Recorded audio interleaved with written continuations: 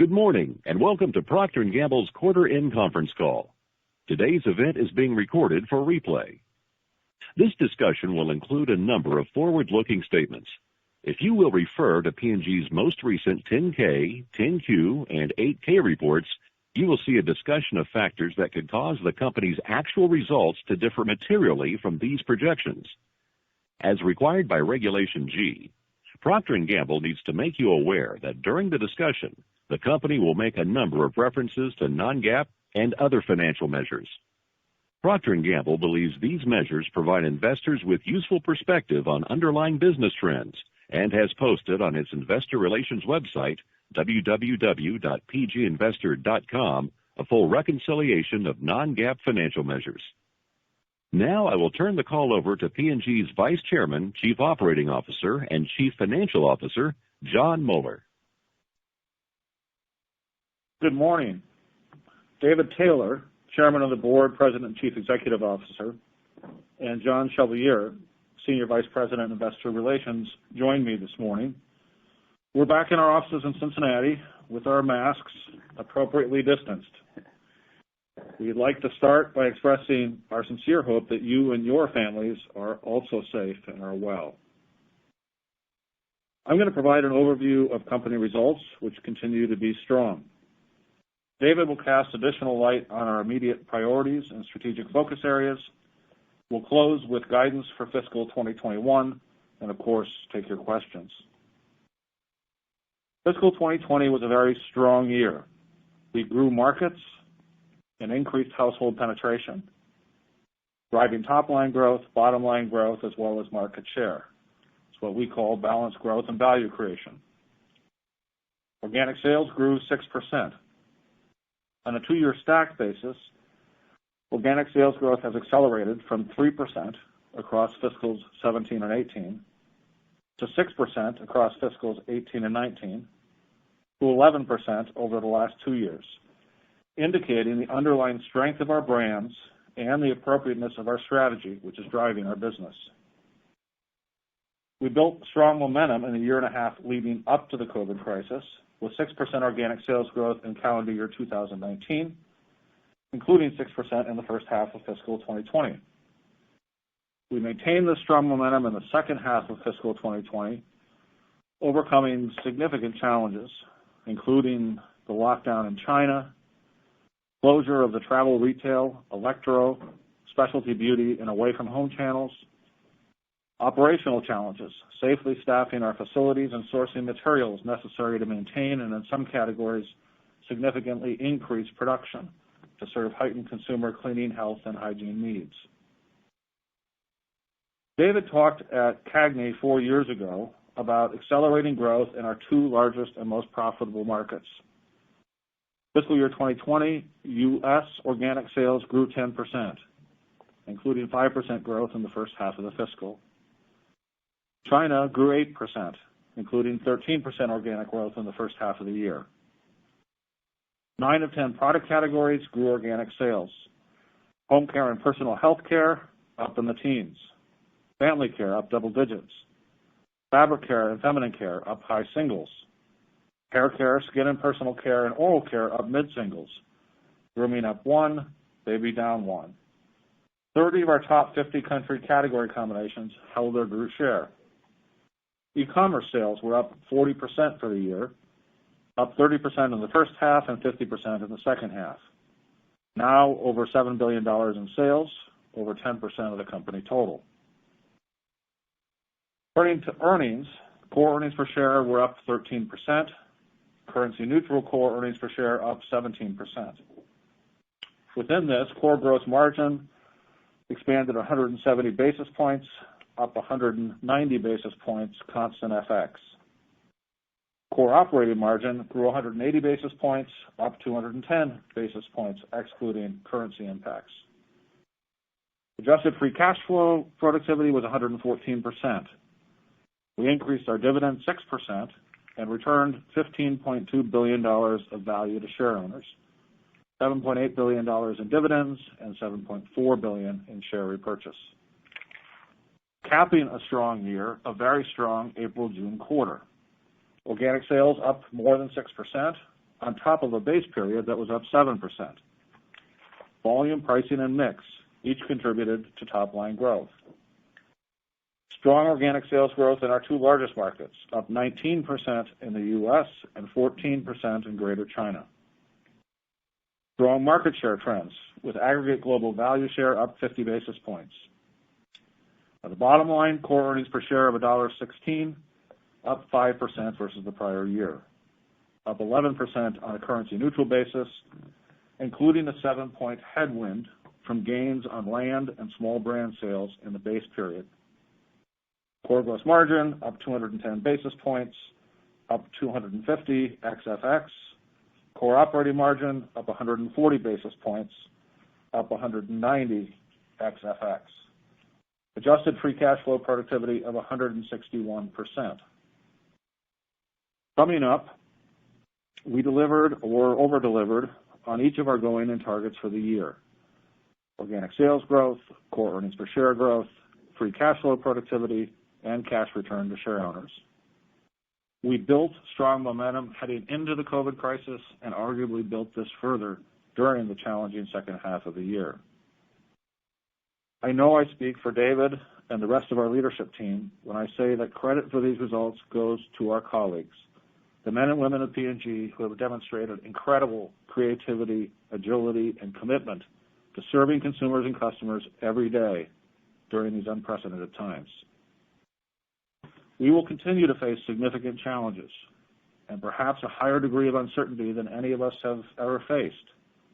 But we believe that current consumer dynamics, our integrated and mutually reinforcing strategies, and our focus on a few immediate priorities position us very well for the future. David? Thanks, John. Good morning, everyone. I hope everyone is well. As we outlined last quarter, we've established 3 immediate priorities that guide our actions and our choices in this crisis period. Our first priority is to ensure the health and safety of the men and women we work with, our colleagues around the world. With guidance from medical professionals, we're constantly evaluating and updating the robust measures already in place to help our people who are making, packing, and shipping P&G products stay safe at work. This has never been more important, as many of our facilities are running around the clock to deliver P&G products during this period of increased demand. This leads to the second priority, maximizing the availability of products to help people and their families with their cleaning, health, and hygiene needs. P&G products play an essential role in helping consumers maintain proper hygiene, personal health, and healthy home environments. These products are more important than ever given the needs created by the current crisis. There's increased awareness of health and hygiene and additional time we're all spending at home. Third priority is supporting communities, relief agencies, and people who are on the front lines of this global pandemic. Millions of P&G products are being donated, helping to ensure families have basic access to everyday essentials many of us take for granted. We're providing significant financial support to numerous relief agencies around the world. We're producing hand sanitizer, face masks, and face shields in P&G facilities for our internal use and also for donation to organizations in great need. Finally, we're using our marketing and communications expertise to encourage consumers to support public health measures to help flatten the curve and slow the spread of the virus. P&G is committed to the priorities of ensuring the health and safety of our employees, maximizing availability of P&G products to serve consumers, and help society overcome the challenges of this period. Our integrated strategic choices remain the right ones. They serve each of our immediate priorities, and they're the foundation for balanced top and bottom line growth and long-term value creation. We're focused on a portfolio of daily use products in categories where performance plays a significant role in brand choice. Within these categories, we've raised the bar on all aspects of superiority: product, package, consumer communication, retail execution, and value. The most sustainable and profitable way to grow is to create new business versus just taking or trading it. Superior offerings, science-based products delivered with superior packaging drive market growth, which in turn drives share, sales, and profit growth. This creates a winning proposition for all concerned: pie expansion versus zero sum. It's the only growth our retailers care about, growth that is incremental to the category. And if we lead category growth with superior offerings, we will mathematically build market share. We strive to communicate product and packaging benefits with superior brand messaging. P&G was just named the #1 brand marketer of the decade at the Cannes Lions Festival of Creativity in June. Not only is our advertising been creative, it's been increasingly effective at growing markets and building our business. I'm particularly proud of this as it speaks to sustained excellence versus a few great ads. In addition to winning with consumers communication, we need superior retail execution, online and in physical stores, that contributes to the growth of categories in our brands. Our superior performance in this area has been recognized in third-party surveys of retailers and awards from top customers that we've been mentioned previously.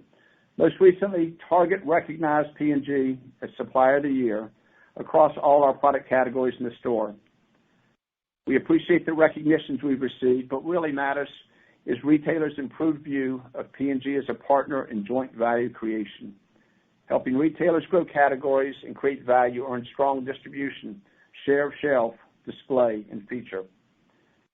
The fifth vector of superiority is value for consumers and for customers. In performance-driven categories, consumers often see the value in paying a modest premium for noticeably better product performance. We're strengthening our innovation across price tiers with the aim of delivering superior value at each price tier where we compete. We've made investments to strengthen the long-term health and competitiveness of our brands, and will continue to invest to extend our margin of advantage and quality of execution, improving options for consumers around the world. The strategic need for this investment, the short-term need to manage through this crisis, and the ongoing need to drive balanced top and bottom line growth, including margin expansion, underscores the importance of productivity. We're driving cost savings and efficiency improvement in all facets of our business, delivering strong cost and cash productivity. Success in our highly competitive industry requires agility that comes with a mindset of constructive disruption, a willingness to change, adapt, and create new trends and technologies that will shape our industry for the future. And in this environment, agility and constructive disruption mindset are even more important. How can we be even safer while both producing and helping more? What new needs must be met, and in what new ways? We're fostering an ongoing mindset of constructive disruption and disruptive possibility. Our new organization structure, 6 industry-based sector business units that manage our 10 product categories with a differentiated approach in focus markets and enterprise markets, and very small corporate groups with best-in-class functional expertise, is also serving us well. A more empowered, agile, and accountable organization with little overlap or redundancy flowing to new demands, seamlessly supporting each other to deliver against our priorities around the world. These strategic choices we've made to focus and strengthen our portfolio in daily use categories where performance drives brand choice, to establish and extend the superiority of our brands, to make productivity as integral to our culture as innovation, to lead constructive disruption across the value chain, and to improve organizational focus, agility, and accountability are not independent strategies. They reinforce and build on each other. When executed well, they grow markets, which in turn grow share, sales, and profit. For some examples, Global Home Care improved its noticeable superiority from less than 60% in fiscal 18 to nearly 80% superiority this fiscal year. We invested in product performance and packaging in each of the subcategories: hand dish, auto dish, dish care, and surface care, including launching our new Microban 24 surface sanitization product in February. We step-changed consumer communication, leveraging educational TV advertising, which delivered an immediate lift to the category and our brands by showing consumers more ways to use our products. We elevated in-store execution with additional navigational and educational signage to help the consumer choose the product that was right for them. These superiority investments have yielded strong results and most importantly, they've grown markets, both before and after the pandemic. P&G Home Care has driven over 60% of the global category market growth and accelerated organic sales growth from low single digits to double digits, increased profit, improved market share 1.5 points, and increased household penetration, all in the last 2 years. The business grew organic sales 7% in fiscal 19, 7% in the first half of fiscal 20 ahead of the crisis. We had great momentum that only accelerated in the second half of the year with nearly 25% organic growth. China Fem Care has been driving category growth through superior innovation and demand creation. Innovations focused on organics, overnight protection, and teens. The Whisper brand has driven 25% of category growth, well above its 12% market share.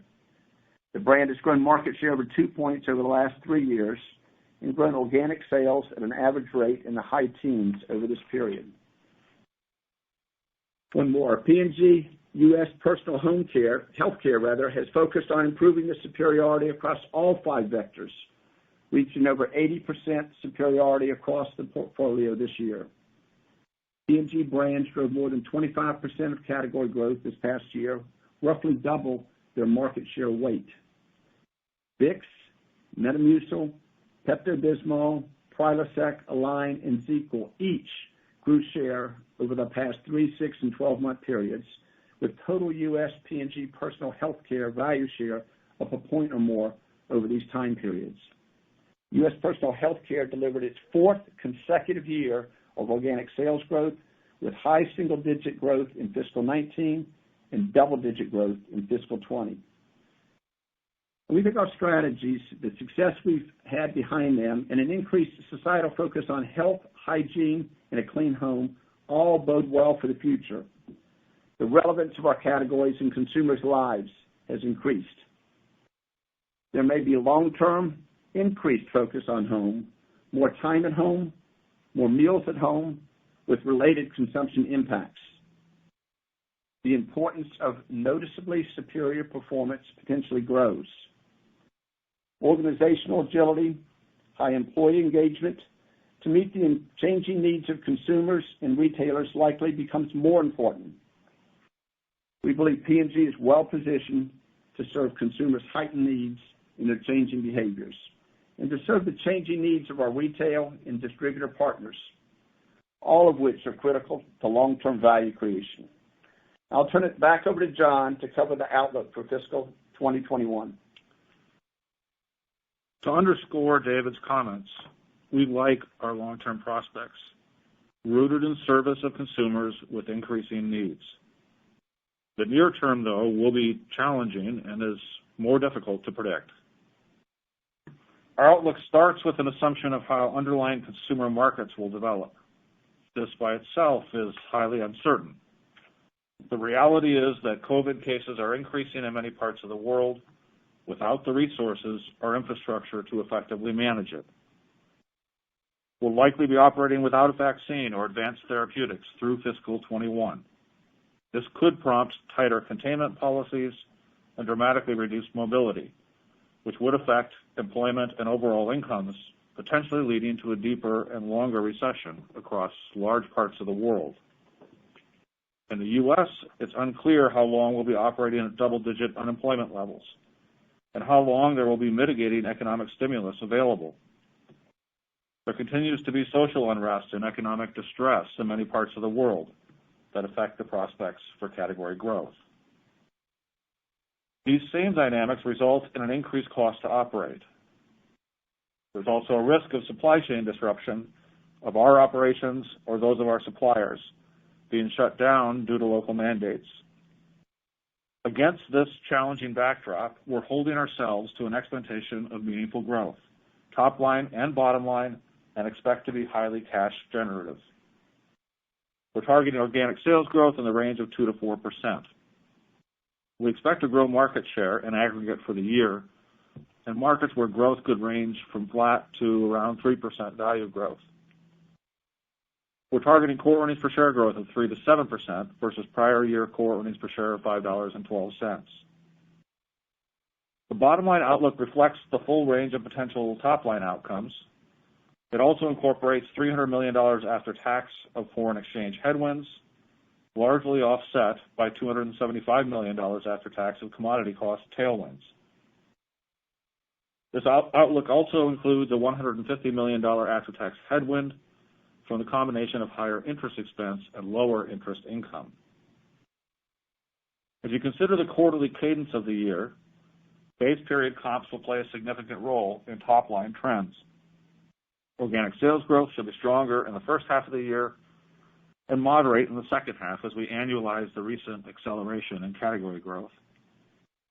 Bottom line growth should be somewhat stronger in the second half, due mainly to higher cost productivity as the year progresses. Fiscal 2021 will continue our long track record of significant cash generation and cash return to share owners. We're targeting another year of 90% adjusted free cash flow productivity. We expect to pay approximately $8 billion in dividends and repurchase $6 to $8 billion of shares. This outlook is based on current market growth rate estimates, commodity prices, and foreign exchange rates.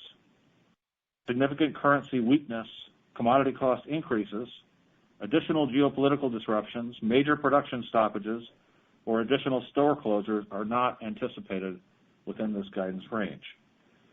Now I'll hand it back quickly to David for closing comments. We delivered a very strong fiscal 2020, meeting or beating each of the key goals we set out at the start of the year in a challenging and volatile market. We believe we have a bright future ahead. We have the right strategies, a portfolio and daily use categories where performance drives brand choice, superiority in products, packages, consumer communication, retail execution, and value, productivity in all areas of cost and cash, constructive disruption in all facets of the operation, and improved organizational focus, agility, and accountability. We feel we have the right priorities to deal with the immediate challenges the company is facing, ensuring the employee health and safety, maximizing product availability, and helping society overcome the challenges of the crisis. We're stepping forward, not back. We're doubling down to serve consumers and communities.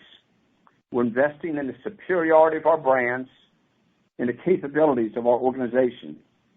We're doing this in our interest, in society's interest, in the interest of our long-term share owners, with an eye fixed on long-term balanced growth and value creation. With that, we would be happy to answer your questions. Ladies and gentlemen, if you have a question, please press the star followed by 1 on your phone. If your question has been answered or you would like to withdraw your question, press star followed by 2. Your first question comes from the line of Wendy Nicholson with Citi. Hi, good morning. Thank you. My question has to do with the enterprise markets, both from a short-term perspective and I guess a longer-term, more strategic perspective. In the short term, are you seeing any of the challenges that the pandemic has sort of placed in those markets in particular, showing any signs of improvement or the challenges alleviating? And then longer term, kind of given where things stand, are you thinking any differently about any of those markets? Are you deciding to throw the towel in is maybe more negative than I mean, but change your investment philosophy with regard to any of those markets? Thanks. Wendy, I'm going to make one comment, then I want to turn it to John because he has direct responsibility for the enterprise markets. The comment I'd make is the organizational structure change we made has really helped us deal with this recent pandemic. We grew in the enterprise markets where they're facing just a range, as you know, of very big challenges. But if anything, it's reinforced the strength of the organizational choice and actually the possibilities we see for the future. I want to turn it to John to talk how we're dealing with it directly. But no, we haven't changed our long-term view on the attractiveness of the enterprise markets. And I'm going to take one step to the side, and I'll come hopefully back to the middle here. Remember that the whole, from an organization structure context, one of the driving forces in the design was to free up category leaders and sector CEOs to focus on the biggest opportunities, which were the focus markets where we generate 80% of our sales and 90% of our profit. And I, of course, don't want to assert direct causality, but there's nothing to indicate that isn't exactly what's happening. So in the U.S., we grew, as we said earlier, 10% over the year, 19% in the last quarter. In China, we grew 8% over the year, 14% in the last quarter. Those are our two largest focus markets. So that part of the organization strategy is working well.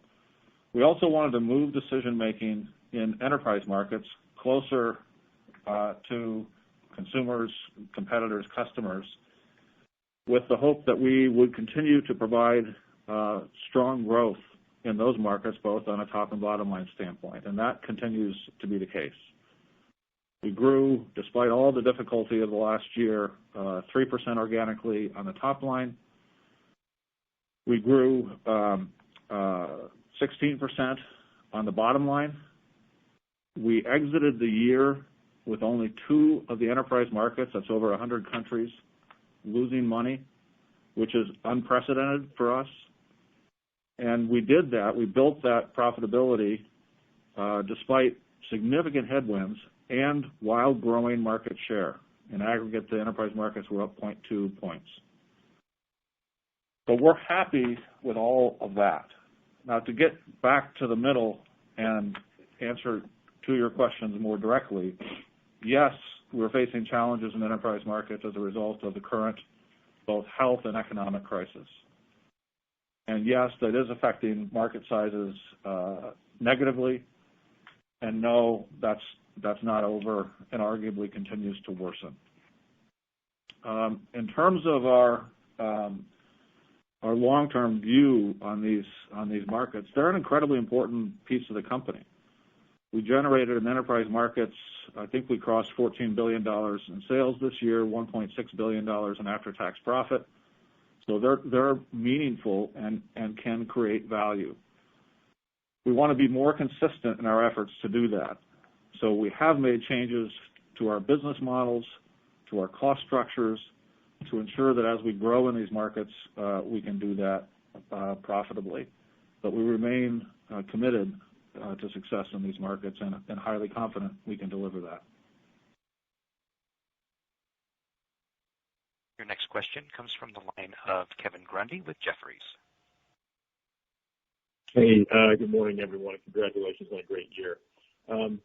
Question for David, just on organizational priorities and how these may have shifted as a result of the pandemic. So no shortage of discussion, of course, in the marketplace around this accelerated channel shift online, more time spent working from home, which seems like it'll be lasting, certainly to some degree, much bigger focus on health and wellness, broader emphasis on ESG, just to name a few. So David, could you discuss some of these bigger trends that you see as more lasting versus those that are more transitory, and perhaps how your priorities and the organization's priorities may have shifted over the past 6 to 12 months in light of these consumer shifts? Thanks. Certainly, all good questions, many questions in there. First, if I look at what's happened for the last couple of years, if anything, it's just reinforced the set of choices that we've made. What we are seeing, and the pandemic frankly accelerated, is consumers are right now moving more and more back to trusted brands. The pandemic has actually put many, many more people back in their homes. And if you think about health, hygiene, and cleaning categories, and we said it a lot, and sometimes I think people get tired of it, but it's categories where performance drives brand choice really matters, and I think it matters even more now. We were seeing that before the pandemic because we grew very, very well in the first half of the year, 6%, and we saw it through the pandemic. But that focus on health, hygiene, and cleaning, and on having things that really matter. And one of the other points that I think in the strategy that's really working, and it fits what's going on right now, is because of the shift to e-commerce, there's tremendous pressure on retailers and frankly all participants on profitability. So if your strategy is one where innovation grows the category size, when you do that, you create the larger pie, which allows both the retailer to increase their profitability, the manufacturer, and it doesn't put the rest of the industry in a bad place. It's actually in a better place. So to me, I believe the strategy is actually moving us in the right place. You mentioned ESG. I think it's another area where P&G has particular strengths. Again, well before it was in vogue, P&G has always had a position of being a very strong corporate citizen. We have stood up in both social sustainability and environmental sustainability with sustained efforts in those areas. It's the way we operate. It's consistent with our values. And so as there's been a greater focus on that, I think that as well matters because consumers more and more, as well as all stakeholders, want to know the values of the companies behind the brand. And I think that also plays well to the strategy. What I feel one of the things best about is we have not had to make big shifts in our strategy as a result of what's happened. It's just reinforced the importance of it. And the final point I'd make is the organizational changes that we made, which are putting more accountability closer to where consumers or customers are, and recognizing the inherent strength of our people and capability of the organization and unleashing it, to me has shown sequentially stronger and stronger results and better activation of that strategy. And you saw it going into the crisis, because again, the crisis accelerated trends that were happening, and our people stepped up magnificently well. And beyond trying to deliver the business, they initiated many of these projects to, can we make masks and donate them? Can we make hand sanitizers and donate some of those? Face shields we've never made, but two different groups decided they could repurpose some of our packaging equipment and turn that packaging equipment into something that can make face shields, and we've shipped hundreds of thousands of face shields to the medical community. But it just shows you that when you have engaged people that care about both the consumers and the communities, what they can do. So it's just, to me, accelerated the choices we've made. And Kevin, I think it's put us in a very good position coming out of the pandemic because of the capabilities we've been developing. Your next question will come from the line of Lauren Lieberman with Barclays. Great, thanks. Good morning. One thing I wanted to ask about was the productivity. So beyond the 6% organic sales growth this quarter, the productivity was really remarkable. So 440 basis points in total between cost of goods and SG&A. And that was on a very strong comparison, and almost more than double, I think, the run rate through the fiscal year to date. So maybe anything about what has been done kind of differently. I know productivity is typically strongest in the fourth quarter, but as you carry forward into 21 and beyond, are there things that you've been able to do differently, cost savings opportunities or productivity opportunities that kind of presented themselves given the change in the environment, so we can be a bit informed on how to think about productivity going forward? Thanks. I'll make one comment again. I'll turn it to John on this one. We've talked a great deal about the fact that all buckets, all STEM pools have been looked at, and we've leveraged, to me, both the digital ecosystem as well as the capabilities of our organization to make substantive changes. And one of the best illustrations of that is what happened when the pandemic hit, and you started to see both attendance issues and supply challenges. We've learned time and time again that when we ask groups of people to step up and address change, they can do it incredibly well. We've had plants that have operated at 90% of their effectiveness with half the people in the short run, demonstrating, again, there's more there. But I'll turn it to John to go to the specifics, but both the gross margin and operating margin, to me, progress has been sustained over the last several years. And if you look forward, we see still tremendous amount in both media, we see with many of our non-consumer facing spending areas, as well as cost of goods. John?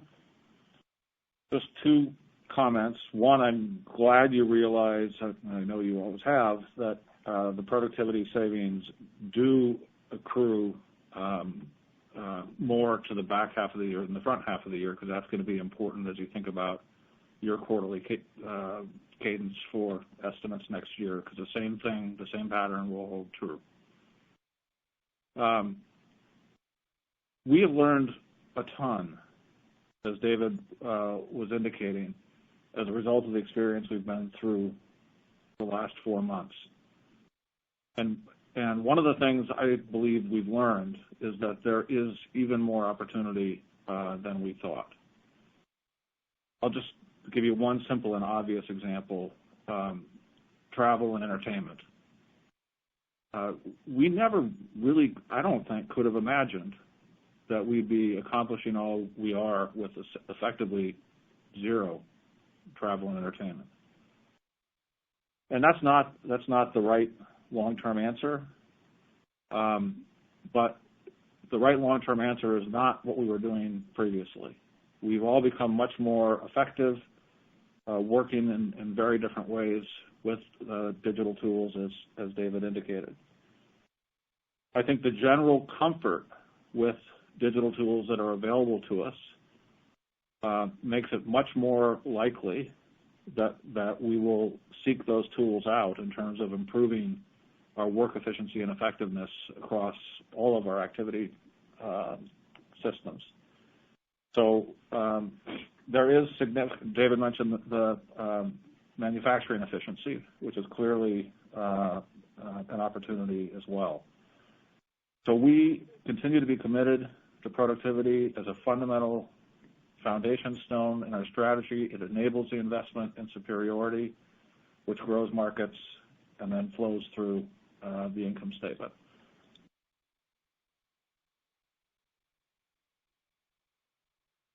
Next question will come from the line of Steve Powers with Deutsche Bank.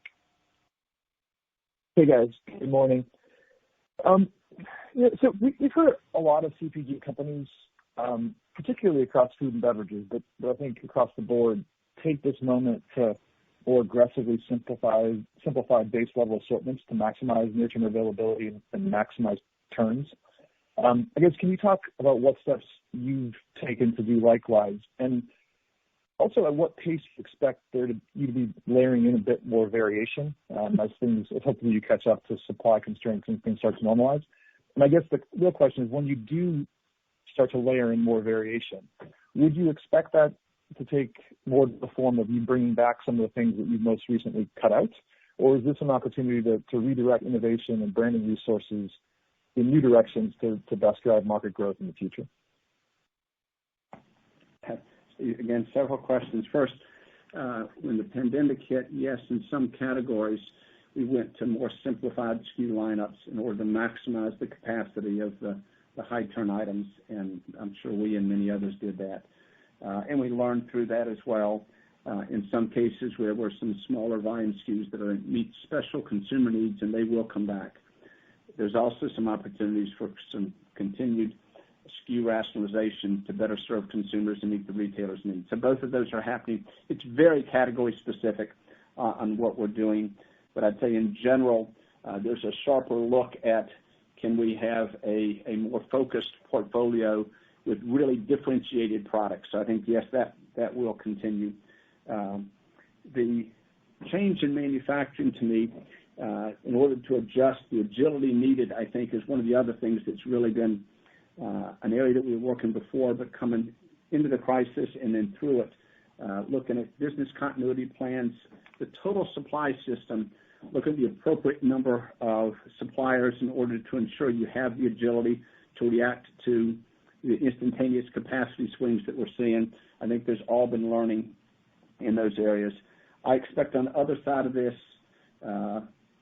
again, varying by category, but there will be some streamlining in order to meet the needs. And in some of the categories, because there will be a sustained increase in consumption, we're looking at what we need to do to ensure we have the right capacity to meet those needs. Because I think a lot of the spike that we've seen is not going to go away in some of these categories. Consumers are developing new habits, and I think many of us believe that will last well beyond the pandemic.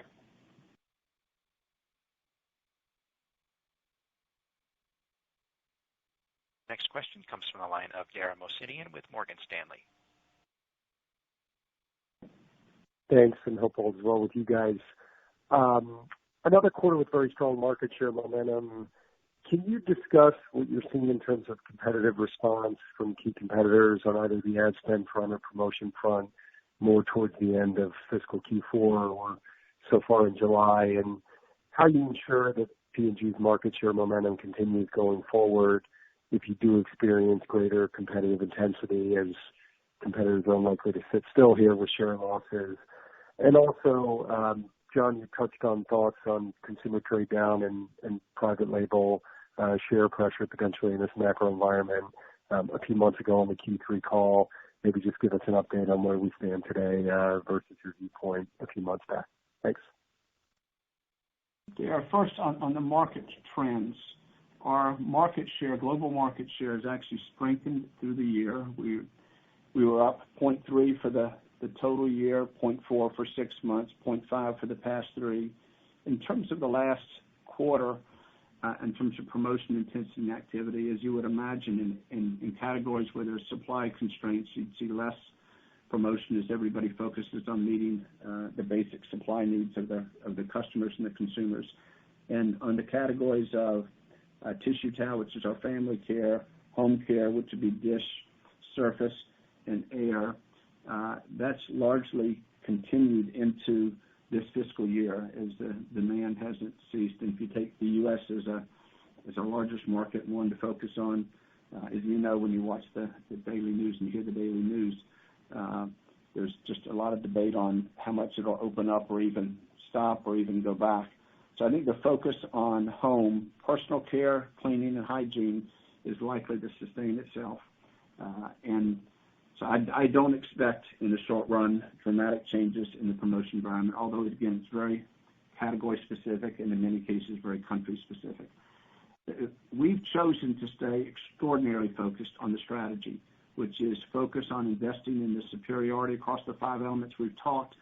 And through this last couple years, that's consistently worked in both high promotion environments, which we see in some countries and categories, and in this last 3 to 4 months when there was lower promotion because of supply constraints.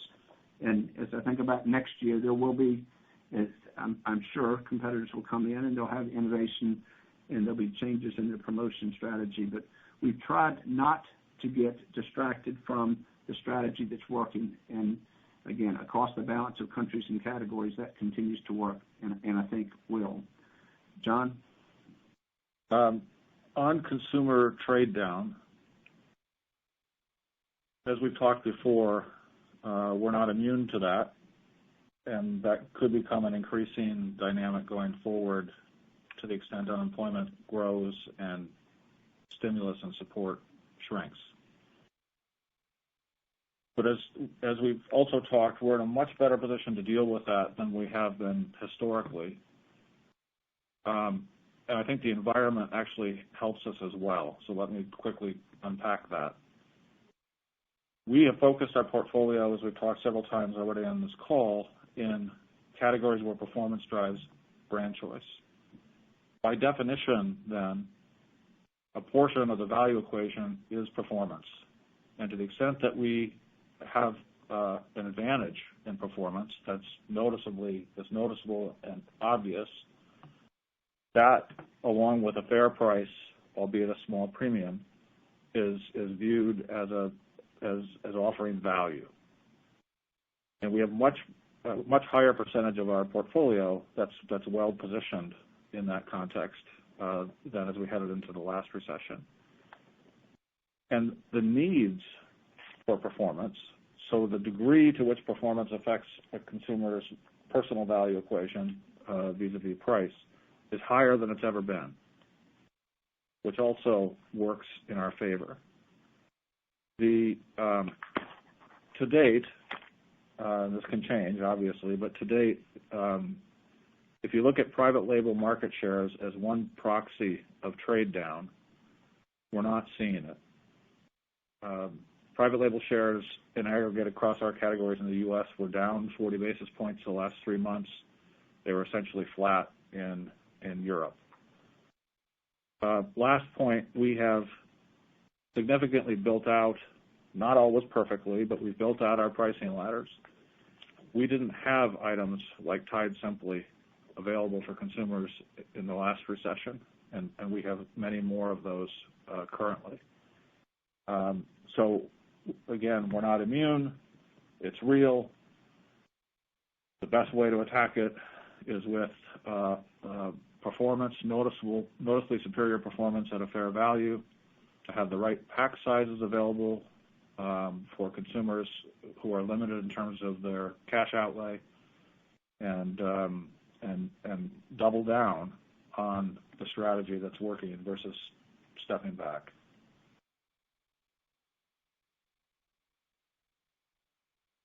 Next question comes from the line of Nik Modi with RBC.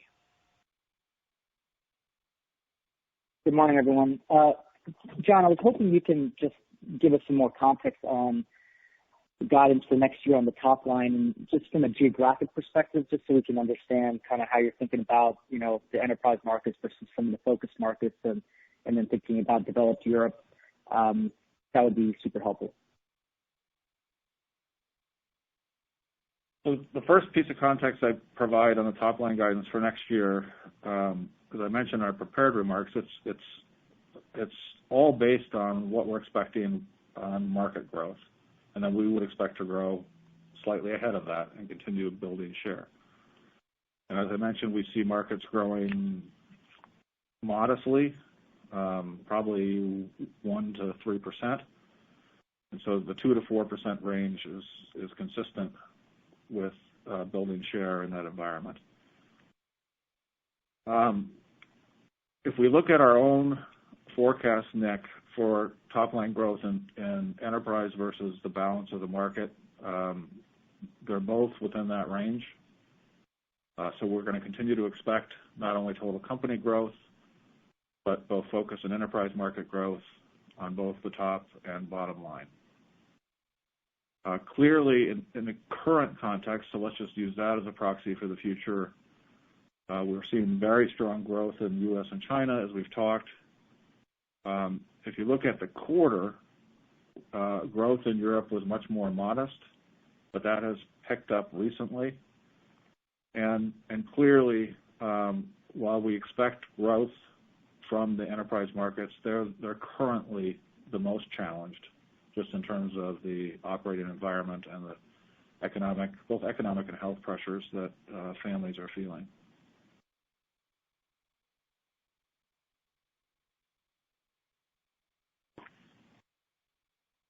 Next question comes from the line of Olivia Tong with Bank of America. Great, thanks. Good morning. You guys have clearly demonstrated better execution, obviously so has your competition. So just a few questions about how you think about continuing to drive that growth. Does more of it come from continuing to grow the areas that have been disproportionately grown already, or is it more around turning around underperformers, or do you expect, so for example, baby care, what can you talk about what you're doing there to turn around that performance? Beauty, if you could talk about the innovation pipeline, since obviously SK2 is going to be a bit challenging in the near term. And then, how much of this, you obviously talked about private label coming down, so how much of this is coming from established players versus, the long tail of sort of newish brands potentially fading away? Thank you. Olivia, first, just the last thing you said, where is most of it coming from, the established brands or long tail? Our core is growing very well. Fabric care is growing. Fabric, tissue towel, home care, health care, all growing very well. Our beauty business grew very well last year. Skin care, personal care, APDO, antiperspirant deodorant, all that grew well. So the core grew well, and again, it's central to the strategy, and it's obviously the biggest part of the business, and the two biggest markets grew well, U.S. and China. If I look forward, in order for us to be a dependable long-term grower, we have to grow the core, and the strategy is focused on making sure the core is healthy, and the core has to continue to extend to address new benefits that are relevant in those categories, and there's many, many examples we've given in the past of that, and certainly we can give more. There's the home care examples that you see out with Microban and many of the other things that have occurred on the Mr. Clean brand and Febreze brands over time. We also believe in RC, and certainly some of the additional investments we've made are paying out, both the internally developed innovation as well as some of the acquired innovation. Our track record is getting increasingly better on those as well. And this year we have certainly some things coming out of our P&G venture, but that's a small portion of the total company. But what it does speak to is innovation is driven core and more, and then in new benefit spaces, new jobs that we can do, to me, which speaks to just the whole innovation process is working in the company. But I fully expect for the year that we're going into right now and the next several years, the core will be the biggest driver of that. And there's still significant opportunities. So what I wouldn't think is we're in mature categories. 4 years ago, people said we were mature categories, and now you see big established businesses, and take fabric and home care, that have moved from low single digits to mid single digits to high single digits in many, many countries. And if you get down to the next level and look at household penetration by item, and what you see is many of them are in the 10 to 30 range, and 10 to 30%, which means the majority of consumers haven't used the product in the last year and haven't experienced the new benefit of the improved performance that we've built. So and we've gone back to rediscover the opportunity to build household penetration, new users, grow the market size, leverage superiority to bring new users in, and then leverage additional benefits to trade people up to higher order performance. That's happened across the 10 core categories. And then when you do it well, you grow share. And probably the best example I gave earlier was in personal health care, where virtually every brand grew share over 3, 6, and 12 months. And it's because of new innovation that they brought to the market that's delighting the consumers. So core and more, and then our venture effort to me is it's now producing new brands with Zevo and Opte coming out this year.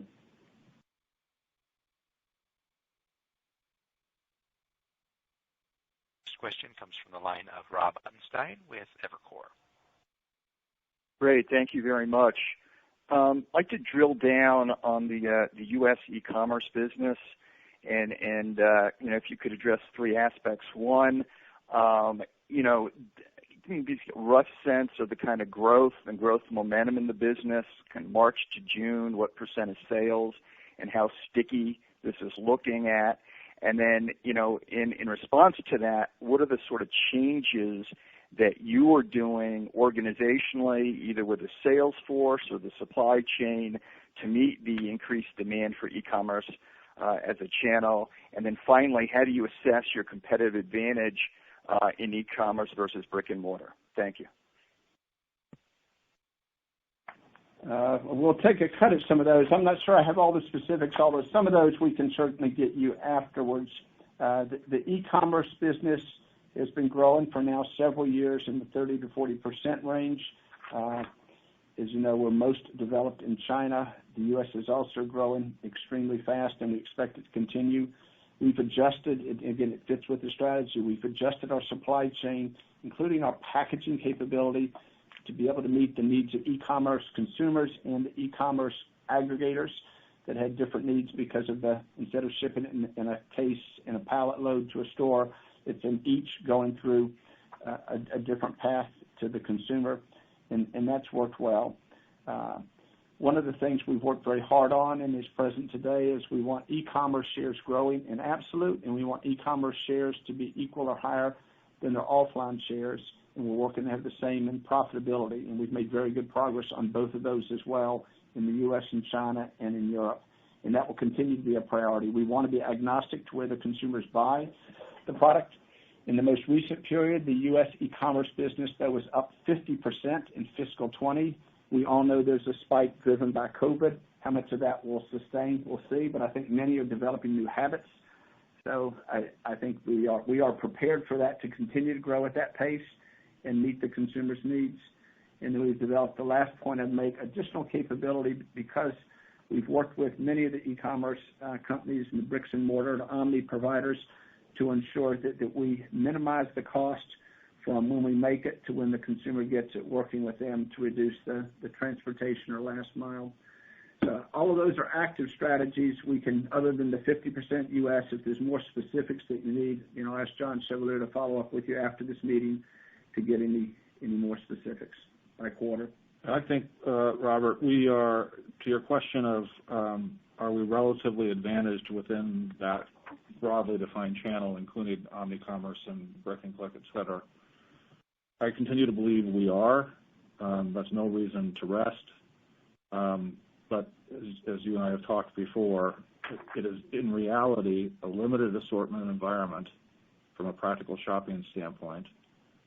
And as a result of that, the barriers to entry are very, very high. The need to be on the first and second page of a search preferences large established superior brands, which we have. Again, no guarantee of the future and no reason to rest. But we embrace the evolution of markets towards e-commerce.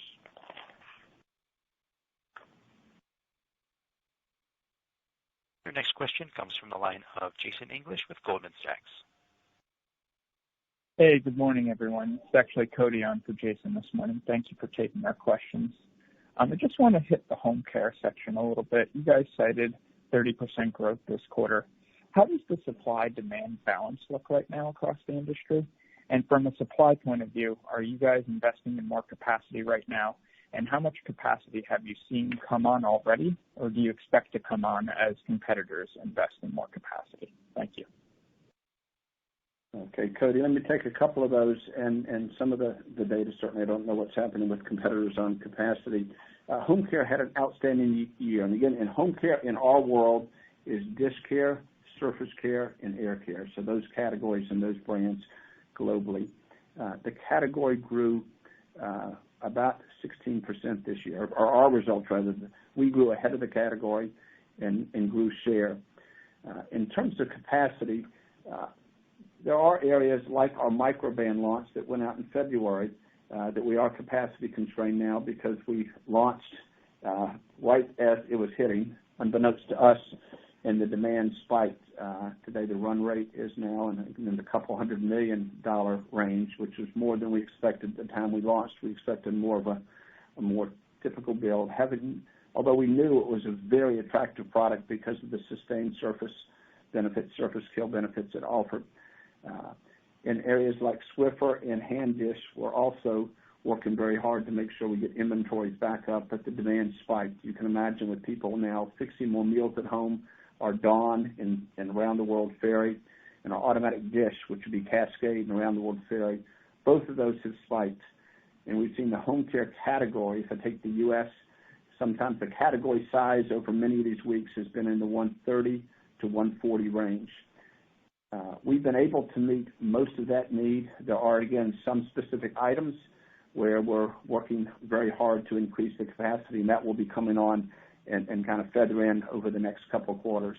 But we continue to ship very, very well, and we're getting back those shelves and eventually the customer inventory and our inventories back in line, but we're not there yet as we closed the fiscal year and certainly into July. And as of through this July, we have not seen the demand slow down very much yet in the home care area, which to me bodes well for the year.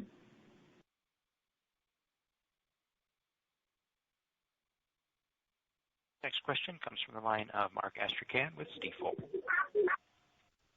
Yeah, thanks, and morning, everybody. So wanted to touch on some of the changing consumer preference commentary and talk about SK2 in particular, and try and ask whether you still think it makes sense to own a brand with as much volatility as it has, at least relative to the base portfolio. These days, obviously, it's had a lot of contribution to growth in recent years. So I guess maybe you reassess kind of broadly. Can you kind of comment a bit about that specifically in terms of how you're thinking about the portfolio today? That'd be great. Thank you. First, the first question, how do we feel about SK2? Very committed and thrilled that we have it. There was certainly a bump the last 4 months that hit us hard with mainly travel retail business. But if you look even at the last few months in China, growing very nicely now. And as we go into the year, we continue to be optimistic about the brand. Consumers love the brand, and we have brands focused on meeting consumer needs, and SK2 does a great job. It's had several years of sustained top and bottom line growth, and frankly, I'm not discouraged at all by a 4 or 5 month dip because largely the travel retail business got impacted. In the markets that it competes with the consumers in where it is present, it continues to do well, and it's already starting to rebound. So now we're very committed to SK2. And if I step back at the global skin and personal care business, which includes, again, the personal care, APDO, skin care, and prestige skin, that whole category, even with what happened to SK2, grew nicely last year in the upper mid-single digits, indicating that the broad portfolio can weather a hit like that. And it's consistently, the global beauty has consistently been performing well for the last couple of years. and see they're optimistic again that the business that was travel retail will find itself somewhere else. If consumers looking for the brand, they'll go where they can find it, and we've seen that more recently with the rebound in China with SK2.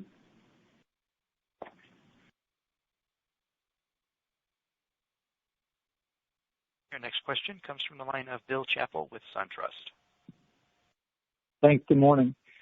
Hey, could you talk about kind of your outlook over the next year for the grooming category, especially kind of worldwide? I mean, how it plays out. We have obviously Corona beards in the U.S. It's so nice to read that mullets are coming back in Australia over the weekend. And so, anything you see there that kind of how, as we come out of this, or is the category permanently impaired, or do you see we slowly get growth as we move into calendar 21? Just any thoughts would be great. Sure. We've seen a hit in the COVID period. Grooming up through January was actually making very good progress, and even with the COVID hit and people at home and less shaving because of people not going outside or men not going outside, it still grew this last year. And if I take up through January, the first 7 months of the year, it was growing faster. It was the fastest growth we've seen in several years. We've actually seen an increase this year in new users. We've got the fastest new user growth we've seen in many years, which means people are coming in. What we have done, though, and this is important, we have certainly the male blades and razors is the biggest part of the business, but we have male and female. We have the full ladder, including disposables, which have again grown. And now we've gotten a very fast-growing appliance business, call it Braun, which is growing share, and it's growing double-digit right now as people have moved to a dry form in some places. And then we've launched a King C. Gillette initiative to address men with hair, so that the shave category is really now embraced that the category is grooming, and it's taking care of people with hair, without facial hair, men, women, all price points.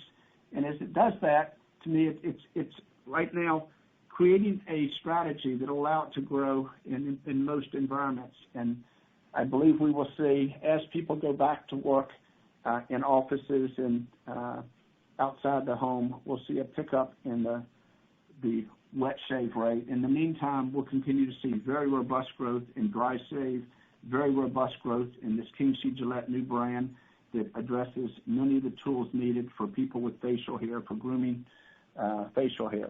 So it's also a highly profitable business that continues to, that we're very committed to long term. I'll give one other comment. We grew double digits in China this last year, which is another indication that as the economy came back, and while it's not post-COVID, China's returned more to a more normal operating environment than most countries, and grooming's growing double digit in that country, which again tells me that the broader portfolio can and will grow in the future and create value for the company.